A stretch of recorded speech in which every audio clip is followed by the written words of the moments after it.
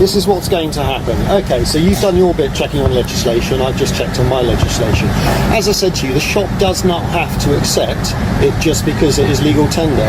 You said it's legal tender. You are correct. However, it is a commemorative coin. On the internet, they're worth about 20 quid.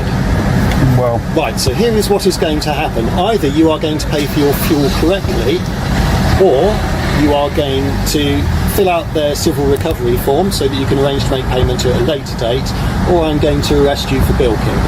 What's bilking? Bilking, making off without payment. You've got to the point where payment is due, you're now refusing to make payment, therefore I will treat it as a criminal offence.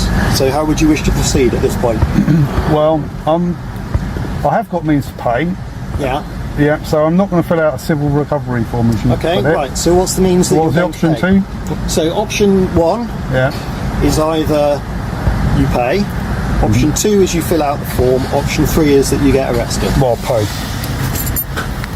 No, you pay with legal tender that they will accept. That is legal tender. No, they don't have... But if this is a £50 note and he said, oh look, we don't accept £50 notes because there's lots of forgeries, exactly. Would you be doing exactly the same thing now? Yes, so if you go into a corner shop and try and pay for a penny chew with a £50 note, they are perfectly within their rights to refuse that sale. The sergeant's accusation of bilking collapses the moment you look at the law. Under the Theft Act 1978, making off without payment requires two things: actually leaving the premises and intending to avoid paying. Neither of those applied here. The auditor was still on site, sitting in his car and actively trying to pay. Then the situation gets even worse. When the auditor offers a £100 Royal Mint coin, official legal tender, the sergeant insists that it depends on what the cashier is willing to accept. That's simply wrong. Once fuel has been dispensed, a debt exists, and offering legal tender lawfully satisfies that debt. A cashier's personal preference, confusion, or lack of training cannot override statute.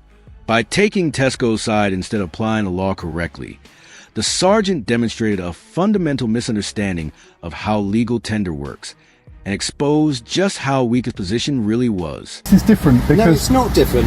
No, you have offered a form of payment that they will not accept. The principle is exactly the same. Well, if you arrest me, it'll be a wrongful arrest. Yeah? It's not. It's a lawful arrest because I've explained the situation and I've explained that I believe you're doing this for dishonest reasons. Are you a sergeant or officer? I am a sergeant. Right. Okay, so my point is also that coin is not worth the face value of it. It's not legal tender in such a way that this shop has to accept it as being valued at £100. Okay, so it has... Hang on. Short of the mark. No, I'm not. So it is got a face value of £100, so it is worth £100. It's not.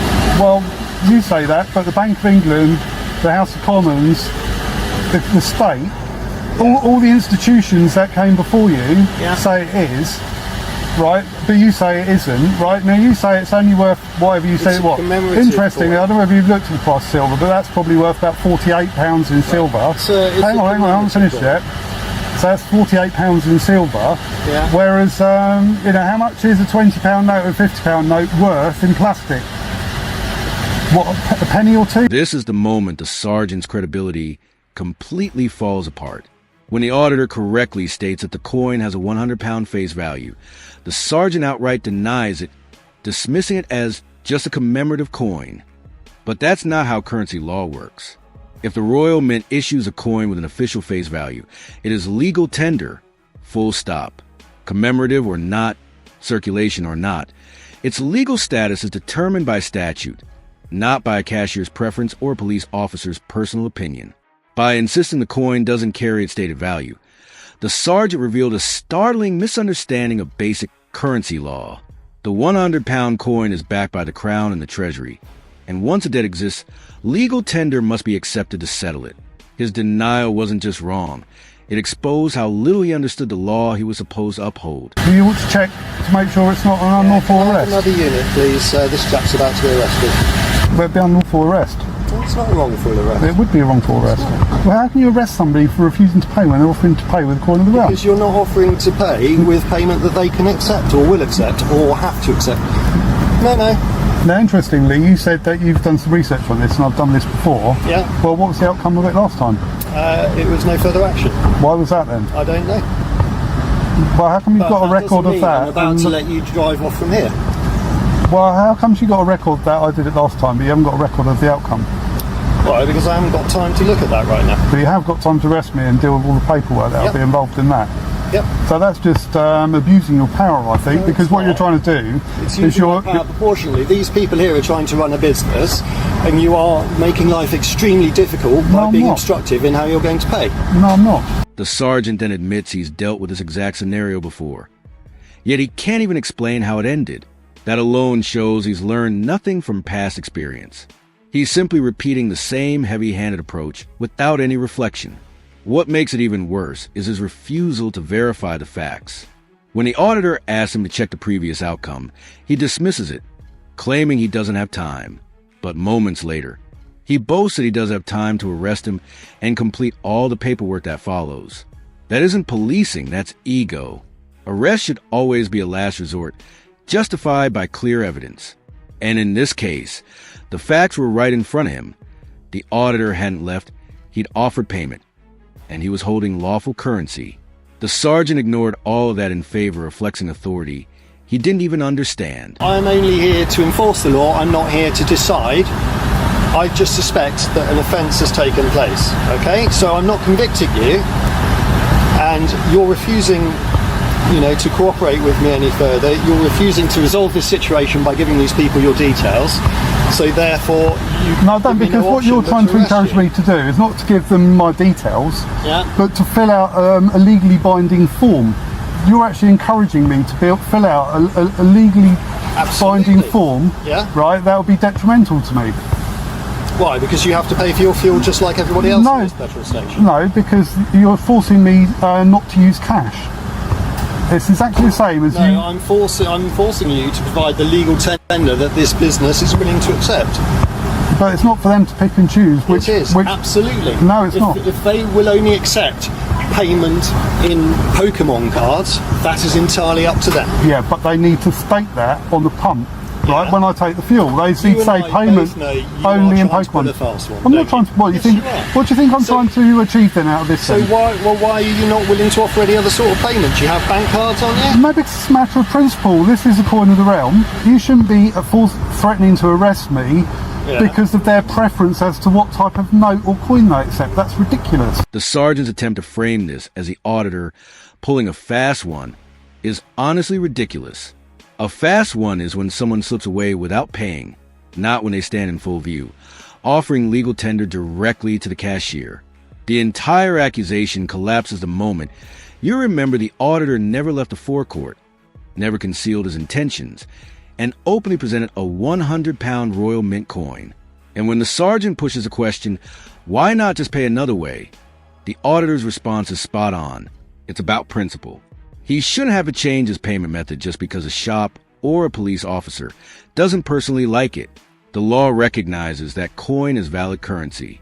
If retailers can refuse it and the police back them with threats of arrest, then it's no longer the law deciding what counts as money.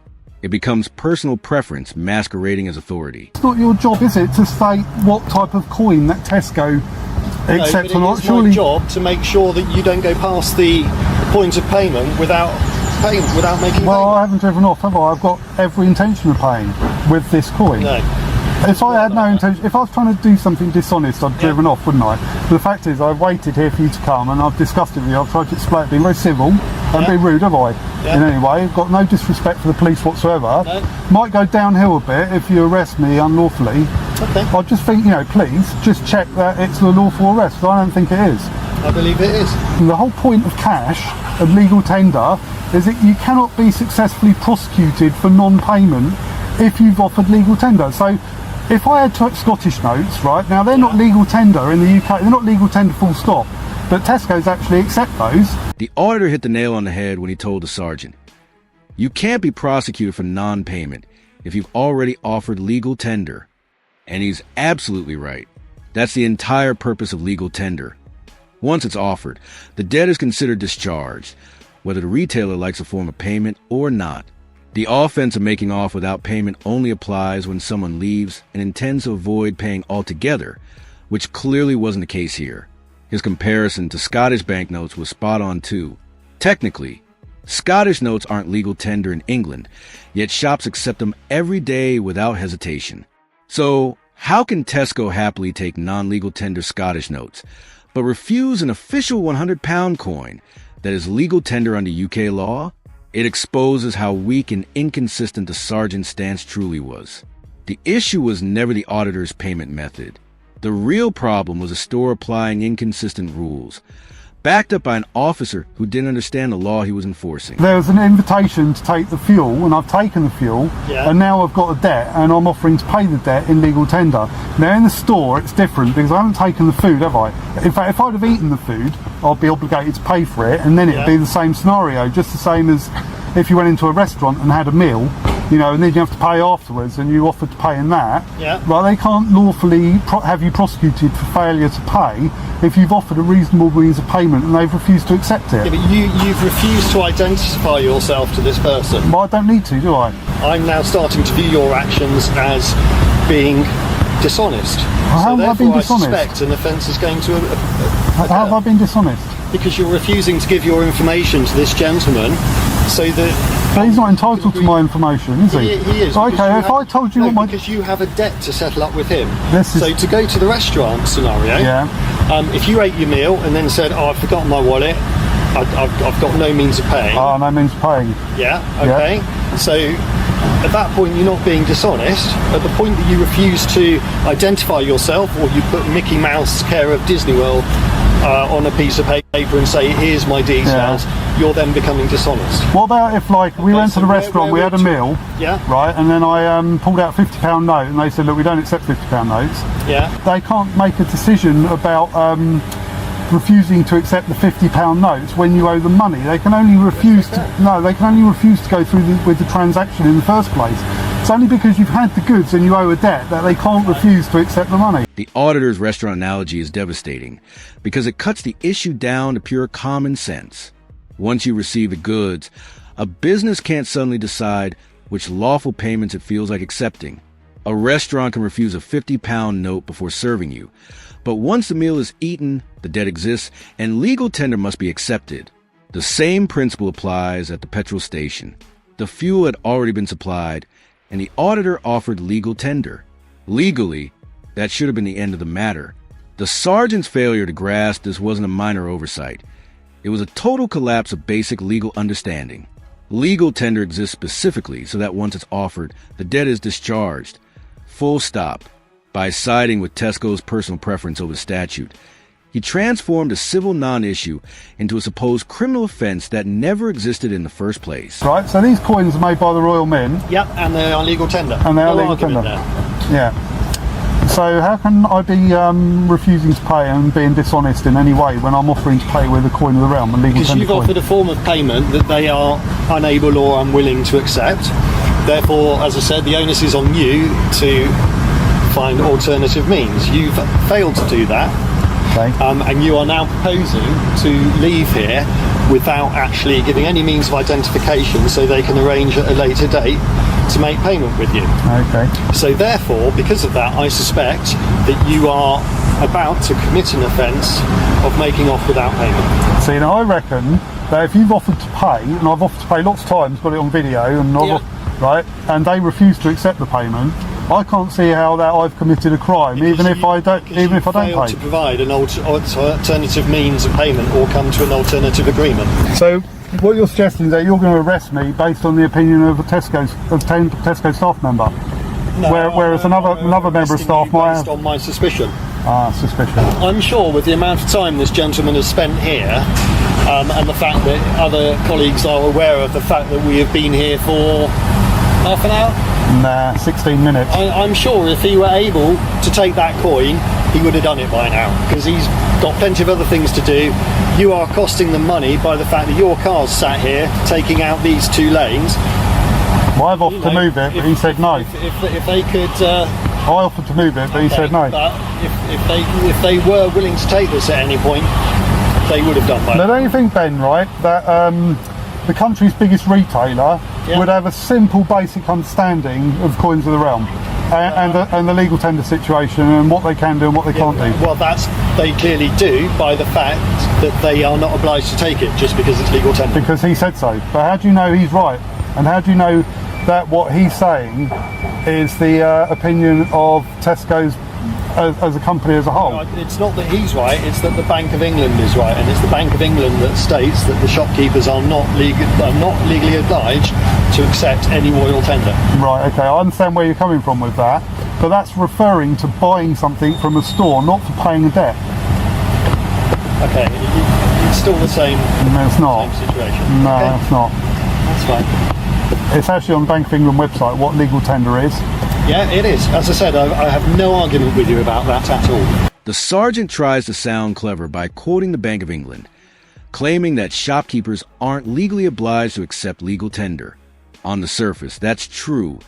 The Bank of England does say retailers can choose which payment methods to accept, but the sergeant completely misses the context. That rule only applies before goods or services are supplied. Once the goods are provided, a debt exists, and legal tender must discharge that debt, whether the retailer likes it or not. The auditor made this crystal clear.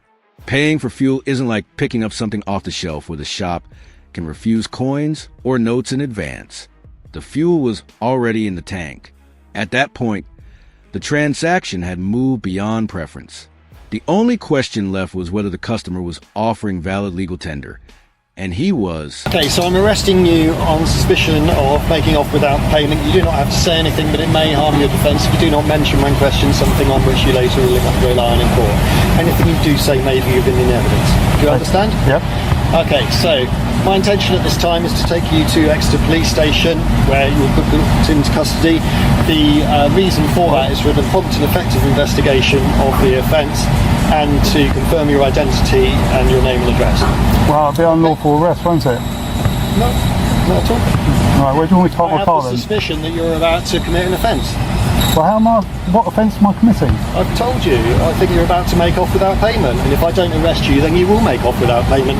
So there's my grounds. Well, I'm offering to make Can you payment. come out of the car, please? Yeah, sir? stop, no. Okay. There's no use to use violence, is there?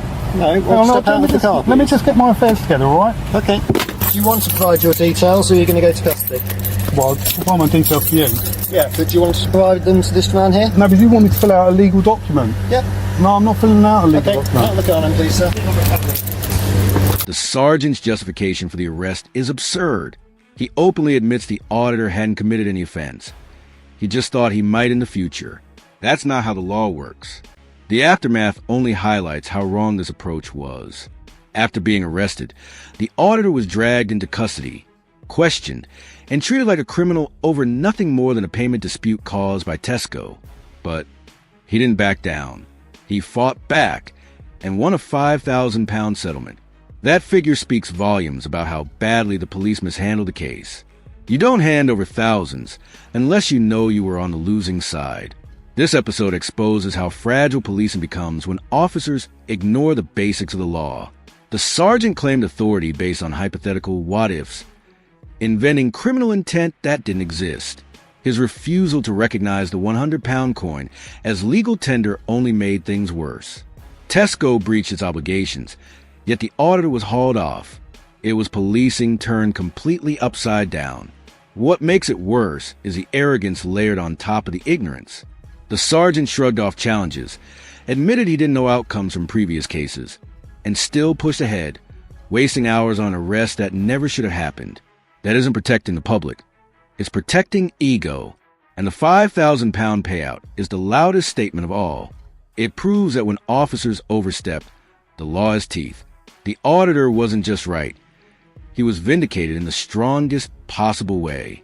This case should serve as a wake-up call to every officer.